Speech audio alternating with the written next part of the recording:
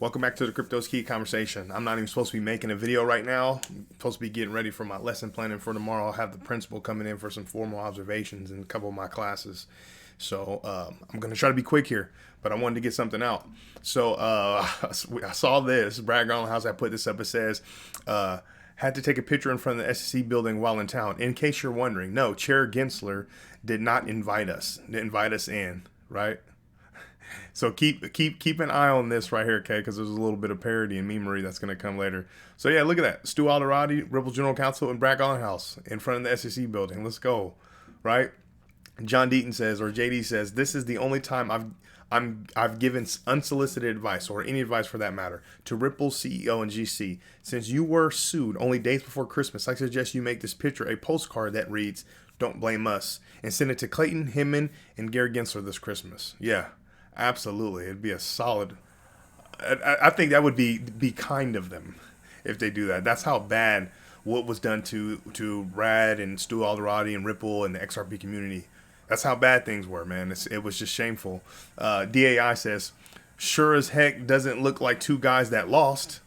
Winning, absolutely. Wheezy X, Gary's going to complain to the judge that he's being harassed and intimidated. Hashtag fiery Gary Gensler, right? So remember, keep an eye right here. Mr. Hubert responded to this. XRP Productions had put this up. Oh, wait. This is the wrong one. Hold on, wait 1 second. Oh, yeah, right here. Okay, so responding, it says, with the F, so look, right here, then they put, someone had photoshopped Joe Lubin holding his elbow in there. That was, first time I've seen it, I was rolling. I thought that was comical. But yeah, I just love that. I love that we can make light out of just all the shady things that's happened to this community, but into the crypto space in general. If you've been paying attention to what's been going on, Chairman Gensler and his little crusaders and his battle bros are literally still going full steam ahead. They're talking about threatening, more exchanges, or, threatening that the hammer's about to be dropped. You know what I'm saying? Obviously, you have the Binance, Coinbase stuff going on. Who knows what's exactly going to happen? Obviously, things are under litigation. You have, what is that? The DOJ's involved with, Binance stuff, and obviously Coinbase being under litigation with the SEC. I mean, it still continues, and they're still going full steam ahead, man. He really doesn't want to lose control, or any more control than he has. So, yeah, I'm glad we can make light out of all the crazy stuff. James K. Fallon had put this up. Shout out James K. Fallon. It says, below is the FTX complaint against Joseph Bankman and Barbara Freed to recover damages caused by fraudulent transfers, breaches of fiduciary duties, unjust enrichment, and other wrongdoing. So just to kind of put a hint on that, if you haven't been paying attention to that. So apparently, they had like a $10+ million like gift or something like that. And they got paid, like an annual salary of $1 million plus, and a $16 million beach house in the Bahamas, I think, or something. Pretty much like they were pretty much utilizing money that that should have been coming from Sun, right? But no, it was investors' money. So obviously, this rabbit hole still goes deep. There should be, justice equally given out to all parties involved, and clearly things are kind of starting to move. So we'll kind of keep an eye on, see what happens. And then we have this from Wall Street Journal that says, FTX sues Sam Bankman-Fried's parents to recover misappropriated funds. It says, my considered professional opinion in the SBF's parents are in deep trouble. They were involved in FTX financials, the outflow of customer funds, the campaign finance operation, and gifts to insiders and associated organizations like Stanford. Oh boy. Crypto Law US and JD says that SEC under Gary Gensler spent millions in taxpayer dollars to attack XRP holders in Ripple and Library Coin and Coinbase, while letting rich, politically connected criminals get away until they loudly crashed their getaway car. Oh boy, man, things. Okay, I'm gonna just kind of go into a quick rant, just real quick. So if you've been following this channel, you know that I've been speculating and talking about how exciting I am for someone to come out with just an amazing documentary uncovering just the unjust corruption, even the positives in the space, just the span of, we'll just say the past 5-6 years, right? Just even if it was just that. just how, like, if they did it properly, interviewed, solid people within the community, everyday people, like myself, and, influencers, or, credible people within the space, builders, developers, and, the legal minds. So you can piece together and splice together this amazing documentary to just illustrate in a major way, in a nice fashion, just like all of the chaos and even the prosperity and growth and amazingness in the space. Like, for me, dude, I would buy that. I would buy every copy that I possibly could, in regards of a hard copy, a streaming copy, all that stuff. It's so much stuff. I mean, you got this, and then you got the whistleblower with Stephen Narioff for hashtag Eatgate, further validating the XRP community. You got, Binance being attacked or going after. You got Coinbase, Chairman Gensler, and connections to China, CCP. I mean, this is crazy. Sam Bankman-Fried, FTX, Joseph Lubin and Consensus, all these different things, right? Do Kwon and Terra Luna. So much crazy stuff has happened. Someone's got to put it in the film, man, and crush it though. Don't short it, man. Don't half-ass it. Crush it. Anyways, I'm going to continue. JD's responding, says, I'll say it out loud. What everyone is thinking. The apple doesn't fall from the tree. So he's talking about Sam Bankman-Fried's parents. SB Fraud's parents are scumbags, just like their son. Full stop.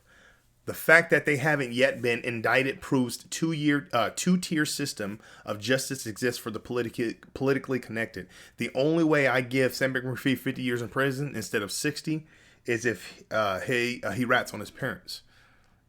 I mean, dang. Real talk, huh? And oh boy, we're going to transition here. So this is Joel Lubin, okay? We're going to listen into him really quick.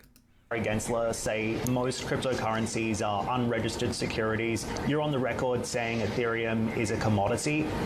Why? And does that matter outside of the United States? Yeah, so it matters outside the United States because a lot of countries take some of their lead from the U.S. I've said Ether is a commodity because the SEC said Ether was a commodity, and the CFTC said the same thing on multiple occasions. And even Gary's indicated that he feels that many tokens are securities, although they really need to be demonstrated to be that. He can't just make that pronouncement. Gary has, in fact, been offered many opportunities to speak publicly about how he feels about Ether, and probably because the SEC in the past declared Ether not a security, I don't think he feels comfortable saying something like that. So I stand by my conviction that Ether's a commodity. Okay, cool. Check this out. So he's saying that Chairman Gensler can't speak for said reasons, right? No. Jungle Link hits it on the head and says, Joe Lupin, we paid him for a free pass, and it makes Gary Gensler unable to speak on ETH. That's what he was trying to say between all them ums, and that fabricated truth or lie that, that story, a fabricated story that he just tried to tell. Mr. Huber says the whole absurd situation isn't like Mark Fagel claims perfectly fine and normal. Ethereum investors bribed the SEC. There is just no way around this. All of this isn't just based on some simple policy changes. It's caused by the corruption leading to illegitimate free pass for Ethereum. Yeah, straight up, man. Here goes another one. I'm not gonna play it actually. But DAI had put this out. It says Ryan Rugg, head of digital assets at Citi. You'll never guess what blockchain Citi built their digital tokens on while Ripple was tied up in a 2+ year lawsuit with the SEC. This talk reminds me of the talks Brad Garlinghouse was doing 4 years ago. So I highly recommend you come in and listen to the video. Clearly you can see what he's hinting at. Obviously, we knew that the lawsuit was utilized as a weapon to stifle and hinder and suppress, slow down the growth of Ripple, XRP, and XRPL. Obviously, they tried to create a monopoly. That's not in dispute. We have the facts, right? And we have more facts. And hopefully, JD has something solid in that realm of hashtag Eatgate coming out on Friday. But hopefully, him and Stephen Narioff and his legal counsel or, collaborating and really coming together and kind of, showing JD the map of these so-called buried bodies when it comes to hashtag ETHgate, man. Oh, man, it's interesting days ahead. Digital Perspective says, now we know what the SEC versus Ripple lawsuit was all about. A weapon. Hold down the competition, Ripple and XRP, so they can roll out a monopoly using Ethereum. Hashtag ETHgate continues. So does our fight for a level playing field. Oh, and for the record, regulatory clarity is different from legal clarity. XRP has legal clarity. ETH does not. Yep. Bearable Bull had put this up, so they're taking a picture in front of the Supreme Court. So Stu Alderati had put that up, and Bearable Bull, he tried to knock something out of the park right now. He's like, hey, hold on, let me shut this down for 1 sec. He goes, a lot of people think this means that Ripple is going to the Supreme Court. Let's make something clear. XRP is not a security, and that cannot be overturned. With that being said, I hope Ripple goes to the Supreme Court and gives the SEC the business. Yep. Absolutely. Go fight the fight that you know you're gonna win. It's showtime. What's up? Look at those studs. What's up, man? Interesting, man. It's gonna be some fun times ahead. BC Backer said this. We look for this pullback with altcoins versus XRP in the 200-week moving average. Altcoins measured in XRP rather than USD broke 200-week moving average. It says back test reached. Time for XRP to prove it. So then he puts up this. I'm trying to zoom in so you can see it. So we'll see what's up. Obviously, he's a big TA guy. It says the total 3 over compared to XRP. I think that's how you say it. Also reached the 200-week rolling over positive for XRP. Oh boy, hold on. Let me click in here. See if I can get in here. Anyways, I love kind of listening to BC Backer and kind of looking at his TA and accompanying by looking at other stuff, fundamental analysis, market sentiment, all that stuff.